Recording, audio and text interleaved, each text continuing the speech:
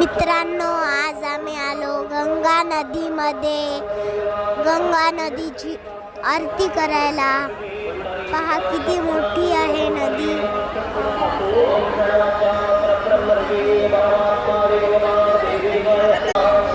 इथं पुन्हा देव आहे, गंगा माता। तर सगळे आरतीला आलेले आहेत। पहा सगळे आलेले आहेत, किती लोक आलेले पहा।